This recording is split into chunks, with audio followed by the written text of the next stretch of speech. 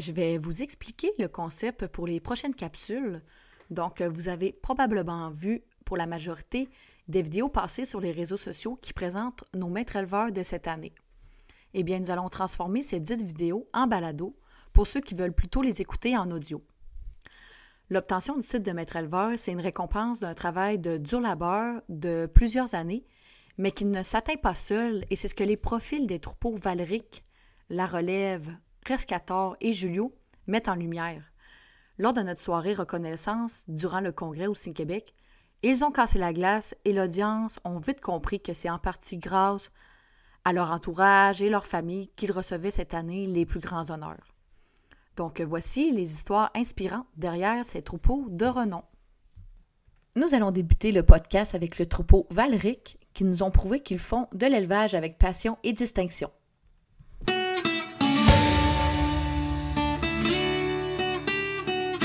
Qu'est-ce qui me rend le plus fier à l'expo, c'est que je présente c'est mes animaux, c'est mon élevage.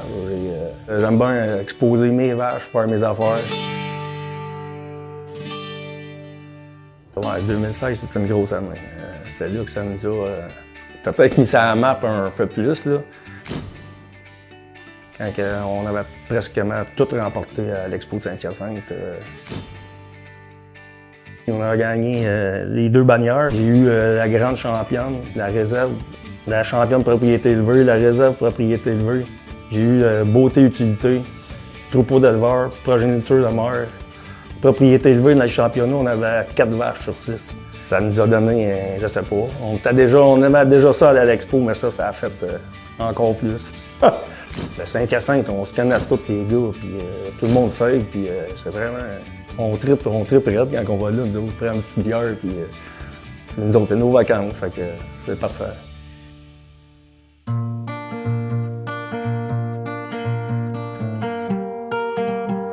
Mélodie, c'est une vache elle est vraiment agressive en mangeur, là. Ça, c'est fou, même encore à 12 ans, il n'y a pas personne qui est capable de rester avec elle, d'être boxe, là. Puis cette vache-là, c'est système à mort, c'était exceptionnel. Elle a fait 6 fois grande championne, propriété élevée, 5 fois grande championne, puis 1 fois réserve. Ah, cette vache-là, on pense pas de revoir ça. C'est incroyable. Des pieds aimants, la fertilité de cette vache-là, elle a collé à tous les ans. 1 CI, 2 CI, c'était tout le temps plein. Puis elle transmet bien ça aussi. Ses filles sont pas mal dans cette lignée-là, la fertilité, puis les pieds aimants, les pieds, c'est pratiquement parfait. Mes 2 gars sont Jean-Samuel puis Julien sont à temps plein ici avec moi. J'aurais jamais pensé qu'il était tout petit, là, je sais bien qu'il aimait ça, mais de là, il aimait ça même plus que moi. Et c'est quelque chose. Il parle que de ça. Dans l'étable, des fois, je dis on a de l'ouvrage à faire. Ils peuvent rester stallés en arrière d'une vache 10 minutes à s'astiner, puis elle a fait pas, l'autre a fait hey, envoyez. Ils aiment ça, ils sont passionnés.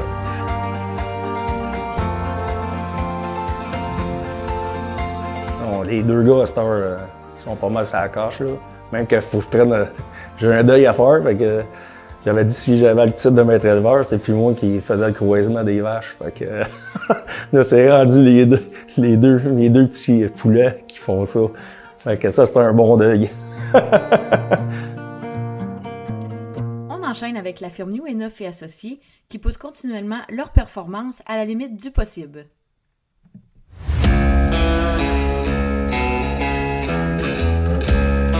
On s'est retrouvés au printemps 2010. On venait juste de recevoir notre première plaque de maître éleveur.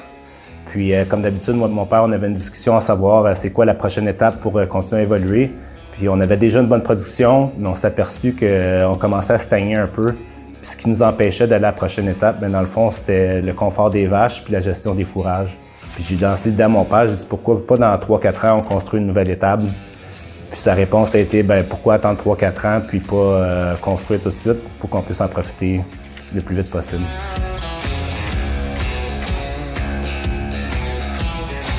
Ce qu'on a vu tout de suite comme amélioration, c'est entre la dernière classification dans l'étable attachée, aller à 5 classifications plus tard dans la sabulation libre, on a une augmentation de 2 points des pieds et membres. Puis là, avec la gestion des fourrages, bien, la production a suivi en même temps, puis tout ensemble a fait que nos résultats ont vraiment explosé. On met beaucoup d'emphase sur la période de 0-6 mois. Pour nous, c'est une période critique pour l'élevage. C'est là qu'on va développer des bonnes productrices dans le futur. Quand on ajoute une bonne période de transition à ça, bien là, ça nous donne des résultats exceptionnels, comme on peut voir avec notre groupe de premier veau qui est présentement une moyenne de 48,5 kg. Il y a la relève Cockpit 984 qui est vraiment une 2 ans qu'on apprécie beaucoup. Sa production est projetée à plus de 16 000 kg de lait, à 4,9 de gras, 3,5 de protéines. Donc tout ça avec le fait qu'elle a 12 générations très bonnes ou excellentes derrière elle, on pense que c'est une vache qui va avoir un impact positif dans le troupeau dans le futur. Présentement, on a 28 vaches dans le troupeau qui ont une production à vie qui est plus élevée que 80 000 kg. Donc, le fait que les vaches sont capables de bien vieillir malgré leur haute production, c'est quelque chose qu'on apprécie. La relève Duke 670, qui est classifiée excellente, qui a terminé sa 3e lactation avec une production à vie de 100 000 kg et 3,9 kg de gras. C'est une vache avec une capacité exceptionnelle qui nous rend vraiment fiers avec ses performances. Une autre des vaches qu'on apprécie beaucoup dans le troupeau, c'est la relève d'MC Sky is Blue. Elle est excellente 4 puis elle est présentement à sa 7e lactation, puis tout prochainement, elle devrait passer la barre des 150 000 kg à vie. C'est la sœur de Redesign 7 qui a une production à vie de plus de 180 000 kg. C'est des vaches qui vieillissent bien dans le temps, donc c'est des vaches avec lesquelles on aime beaucoup travailler.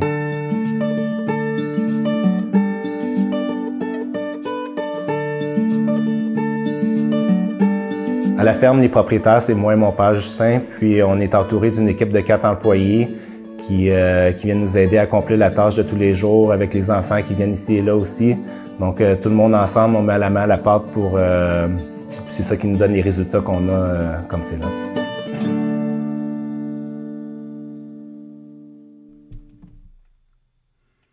Maintenant, place à la ferme Rescator qui prend le temps de vivre et d'élever.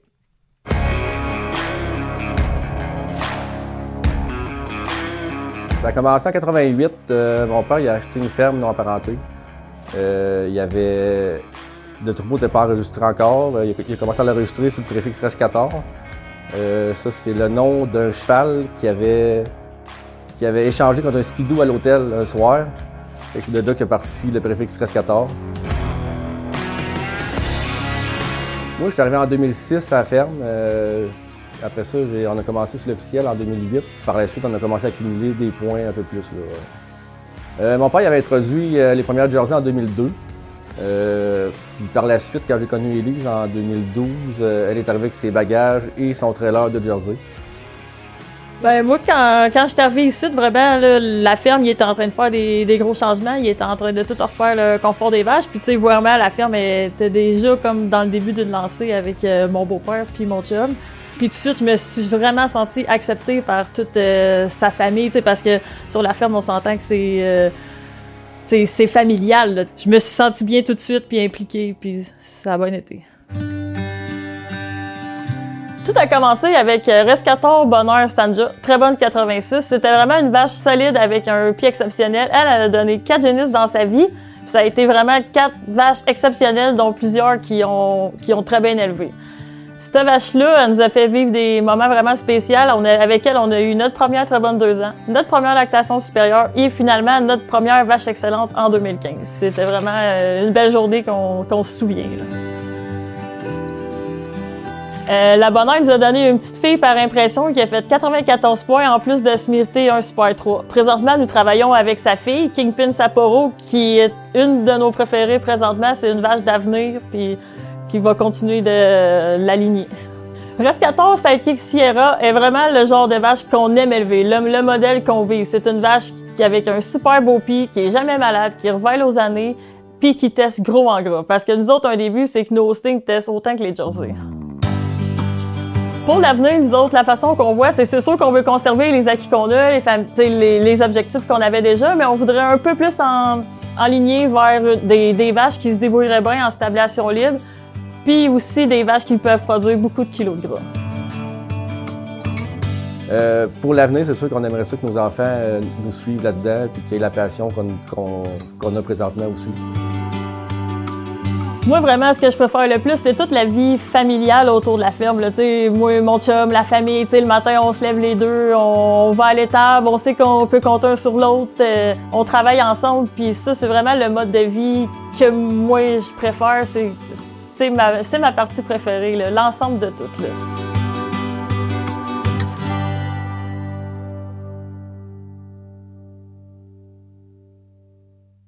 Nous allons terminer le premier bloc de maîtres éleveurs par la ferme Julio, qui ont reçu un héritage propulsé vers l'excellence.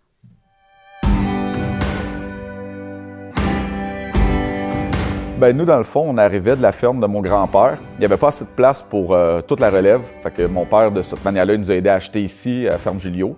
Jules, l'ancien propriétaire, puis sa femme, il avait comme un pied un peu dans la retraite. Puis on est arrivé, je pense, au bon moment pour racheter le troupeau puis tout l'emplacement. Ben, la classification, nous, quand on est arrivé ici, là, on arrivait d'un troupeau commercial, fait qu'on n'avait aucune idée de c'était quoi une très bonne, une bonne plus ou une excellente. Là. On partait vraiment, on sautait dans l'inconnu. Puis le classeur, dans le fond, il est arrivé, puis on l'a suivi vache par vache, puis il nous expliquait, mettons, quelle vache, chaque score de telle vache. Puis c'est là qu'on a eu la piqûre pour la génétique à ce moment-là. Depuis ce jour-là, chaque préparation de classification, là, ça se fait tout en famille, toute la gang est là. Il y a ma conjointe Amélie, elle m'aide sur le clipper. Il y a mon frère Francis, puis Jasmine. Eux aussi, ils font un peu de clippage, mais c'est surtout le lavage avec Simon aussi, mon frère Simon. Bien, ici, c'est un environnement 100% familial. Il n'y a personne qui travaille de l'extérieur. Il n'y a personne qui est sur un piédestal par-dessus les autres. On a toutes nos tâches attitrées. Quand c'est le temps de travailler, on travaille tout ensemble. C'est comme ça qu'on a été élevés aussi. Mon père s'arrangeait quand on était jeune pour être tout le monde pareil. Puis aujourd'hui, ça reflète pourquoi il y a une belle ambiance, une harmonie dans l'entreprise. Présentement, j'ai Julio Chief Lazy Year, une belle deuxième veau, classée très bonne 87. Tout est là, les pattes, la croupe, l'arc de la bédaine, tout est là. C'est ma vache préférée présentement. J'ai Julio Action Lucky 7. Elle, c'est une troisième veau. C'est une vache qui est plus mature un peu que Lazy Year. Mais elle a beaucoup d'avenir dans le troupeau ici. J'envisage même qu'elle va faire excellente à la prochaine classification. Depuis 2016, nous, on a acquis 10 lactations de 100 000 kg et plus. Puis ça, on en est vraiment fiers. Je crois que le fait qu'on ait bâti des bed parks pour nos veillages, ainsi qu'on a même un bed park juste pour nos vieilles vaches excellentes, et eux, ils vont tous en bed park, puis je crois que ça l'aide beaucoup pour la longévité de nos vaches. On a d'autres projets. C'est sûr qu'on veut continuer à acheter du quota. Notre objectif, c'est peut-être de friser 200. À la base, quand on se disait on va arrêter à 100, on va arrêter à 120, on va arrêter à 150, on va arrêter à 180. Puis aujourd'hui, on arrêtera peut-être à 210, je sais pas. On a encore d'autres projets. On aimerait savoir un autre mélangeur pour nos tares, brasser du stock, peut-être avoir un meilleur développement de nos tares au lieu de soigner avec du foin. Je sais pas, regardons. L'avenir nous le dira.